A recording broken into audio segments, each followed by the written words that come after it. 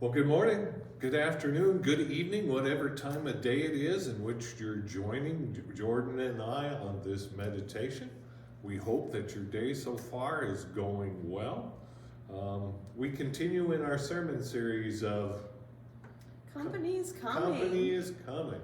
Okay? So this week we're talking about that we're on the threshold. We're just in that doorway, ready to either walk in or walk away. And one of the scripture readings we have for this Sunday is from 2 Samuel, and it's really a very interesting story. It's King David who finally has defeated all his enemies, and he has finally settled into a house in Jerusalem, and he's sitting in his lazy boy one afternoon, finally has some time to himself, and he looks out the back window and he notices that God is still in a tent, that God is still in an ark, and he thinks to himself, here I am in my lazy boy watching TV, bathroom down the hall, somebody in the kitchen, and there's God sat in a trailer. Right? Something needs to be done. So David tells Nathan, I'm going to build God a house. So Nathan goes outside to the camper and he talks to God. And God says, through Nathan back to David, No, you don't. I don't need a house. Don't want a house. God frankly says, if anybody's in the home building, it's me. It's I who have built your home. So one of the questions I have as I read that is, what's the difference between a house and a home? Well, you have those artsy, crafty signs, that a home is something wherever you are with your heart, and a house is just a building. Yeah, that's one way to look at it, right? Yeah. Barb and I, in our life, we have lived in 12 different houses since we've been married. That's a lot of houses. But every one of them has ended up being a home, right? Some of those houses, we only were there for 6 months or less than a year. But even as we came to Iowa Falls and moved into your parsonage, a house, it has become a home. Mm-hmm.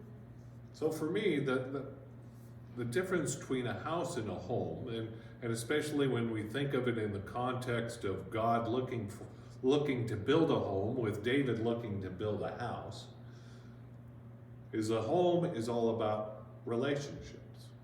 Right? A house is about security, it's about ease, it's about some serenity, but a home is about the relationships. And that's that's the home that God's hoping to build for us. A place of relationships, a place of gathering, a place where we can be ourselves with one another. Part of the story that we're not going to read this week in 2 Samuel is that God says that David's son is going to build the house for him. And we all think it's Solomon, right? And it is. And Solomon does end up building a temple for God in Jerusalem. But as Christians, I'm not thinking that it's Solomon whose God's son had in mind. That the God's son who was going to build the home is Jesus. And that Jesus builds that home, that place of relationships, that place of being able to love and to care for one another, that place in which we can live no matter where we are. And a home can be anywhere. Well, I'm thinking about how I live in Iowa Falls and I have a home here, but also when I'm talking to my parents, I'm like, I'm coming home. It literally means I'm going to my other place, my other home, because that's where my relationships are. That's where love and joy is. And so homes could be multiple places, I think. In church homes, church is a home for us. I find church homey for me. So yeah, it's relationships. So company's coming. God's coming to your home, and God's asking, is there room? Is there room in your home? Is there room in your relationships? Is there room in your busyness in which God can reside.